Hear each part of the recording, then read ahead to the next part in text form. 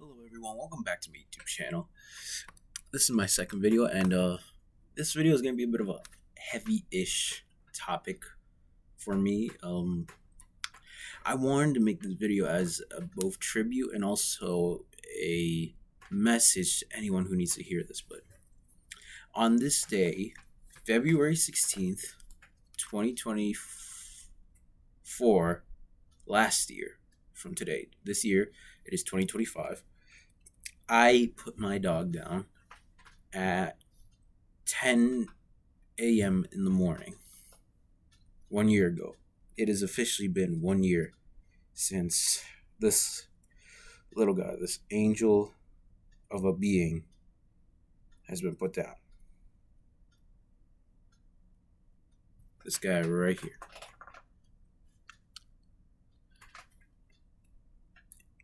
And I want to share my experience with what it was like having him. So maybe it could help other people recognize some of the things they went through and to share their memories and experiences of losing either a loved one, a pet, or anything. But the first thing I want to get clear is this. I am still struggling to this day. Like many others who probably have had to do this, they are still struggling with this loss because, having a pet, especially one that's been around for a long time, it's no longer a pet at that point. It's basically like a family member. And so I want to share this as both a tribute towards him as a dog and also make this video to be a message to those to help them get through their time of struggling with their own loss. Back in around,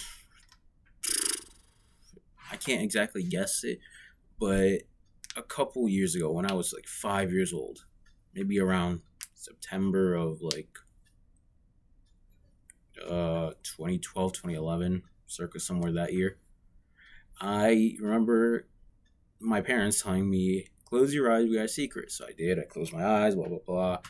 And then I know where they told me to open my eyes. I see the door to my room is open, and right, lo and behold, the little puppy's there, and it is my dear Coco. From then on, I would live a happy life with him. Every day I'd come home, I'd play with him. Every time I'd come from school, I would see him wagging his tail ready to see me. It was an awesome experience, and I'm not going to be completely transparent, but I will be transparent enough to admit this. I was not the best dog owner. I did mistreat my dog when I was younger. I was a kid. I didn't know much more. I'd even get so mad at it that I'd yell at him or even, raise my hand to hit him. Now, is that something I would like to admit? No, but it's the truth. And this is also part of my pain because I have a little bit of resentment knowing that I didn't treat my dog the best and now here he is gone. Either way, keep fast forwarding, and every day for the rest of my life having him, I enjoy the simple pleasure of just coming home and seeing him happy.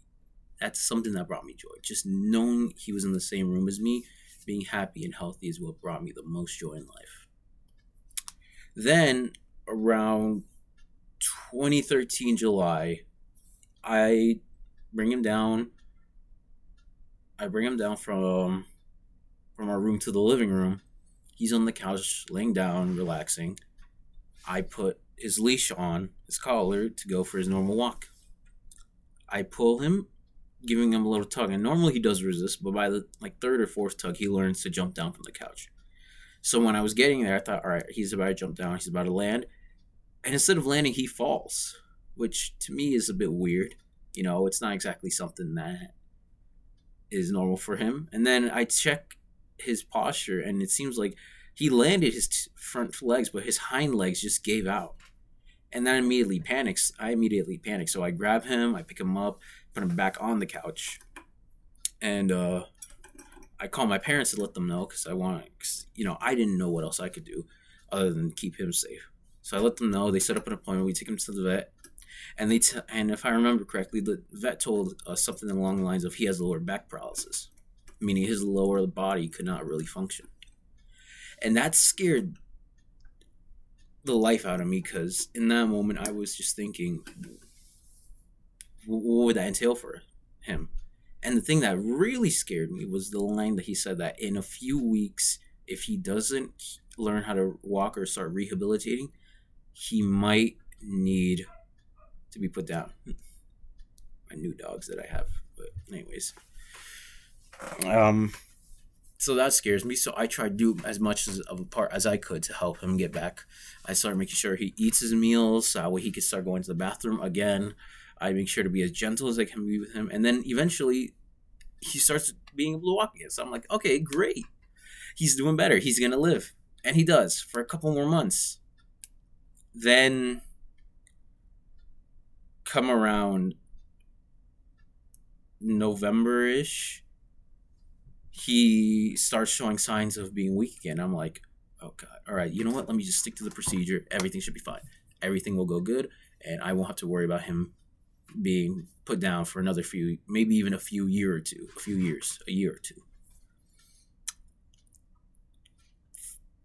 February 2024.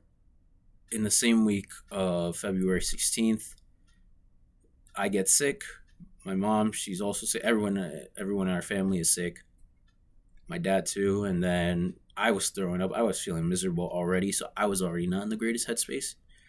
And we were scheduling him to put him down on actually Saturday, the 17th. At the time, last year was 17th of February was Saturday. But my mom wanted to instead push it to Friday. It's February 16th, a day before, simply because she didn't want to wait that much longer for him to deal with the pain. And so I agree reluctantly. And excuse me. And in that moment, I had to accept that I would hold him for one last time with his breath. We take him to the vet. And the veterinarian, excuse my slurring there, I'm trying to keep myself together. He told us that his organs were already shutting out. He was already dying, slowly and painfully. And with that, he put the injection in, and then he left us be to have our moment of silence. I held him, and then I saw him go limp. And from there on, I just couldn't keep it together. I just broke down into tears. I couldn't stop myself from crying. In fact, that was the hardest I've ever cried that day. My nose started to bleed. I cried that hard. But it was in that moment I kind of realized that as sad as I can be, eventually this pain will get over and I'll be able to move on and live a happy life again. But I'll be honest with you, to this day, I struggle every day trying to not pretend that pain is still there. But some time passes, I start coming to terms with it. And in a way, I do my best. I don't exactly get over it. Like I just admitted at the beginning of this video, I still am dealing with it, but I kind of take, or at least I try my best to take away this message. And that is that with every loss comes a new opportunity to grow. And with this, I try to do my best to see that beauty in it. Although it was the end of this chapter of my life with my dog, 12 whole years with him, from 5 to 17 years of age I've had him. I had to accept that his loss is something that's worthwhile because of what it can symbolize to me. I should be able to have the ability to appreciate the good memories I had with him, the simplicities of life. And something that helped me is sort of reflecting on how he lived his life. It's funny because there's this astrophysicist, Neil deGrasse Tyson. He said about dogs how they live their life in a way where everything matters and it's special and precious to them. And in a sort of way, that's kind of what I take away from my dog's death, reflecting on him, is that dogs have, and not just dogs, a lot of animals too, and pets. I'm going to bet you the pets that you've lost, they also have this joy factor in their survival instincts of just making everything worthwhile. And I kind of took that away from my dog's life in order to be able to help get over the pain of losing him, which is that I have to understand he lived his life with every day purposefully, lovingly, and happily. I chose to look on that and be like, okay, I should do my best to look at life the same way he did to make the most out of it. Learning from him has probably helped me the most get over it, especially with my new dogs. In June 2024, my dad got these two new dogs, Rocket and Canelo. And in a way, I kind of see Coco in them, at least in their youth, of how energetic they are, playful, and they also have that same factor of every single day, every single moment is nothing but pure joy to them. They couldn't help but be happy and playful. And gosh, it is a blessing because they're the only things keeping me from losing my mind. And my cat too. My cat is also amazing. He also helped me a lot, and my mom especially, because she was sick for much longer than I was during that time, and losing our dog is also a lot to her. But that is what I wanted to make this video about, other than tribute to my dog, is to make this a message. If you too are struggling with your animal, just remember this. No matter how much time there is to dwell on it, you will overcome that pain. And remember that your pet, I say pet, but really your family member enjoyed every single moment of his life or their life with you and on their independence whenever they had it. They did not take anything in vain. They loved every moment they had with you, and they loved every moment they had to survive. I mean, it's part of survival instincts.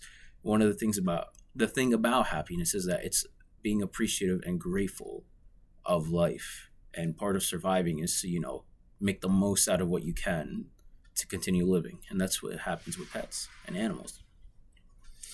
Thank you for coming and watching this video. I hope it helps you too to understand that no matter what you're going through, keeping them close in here is what matters.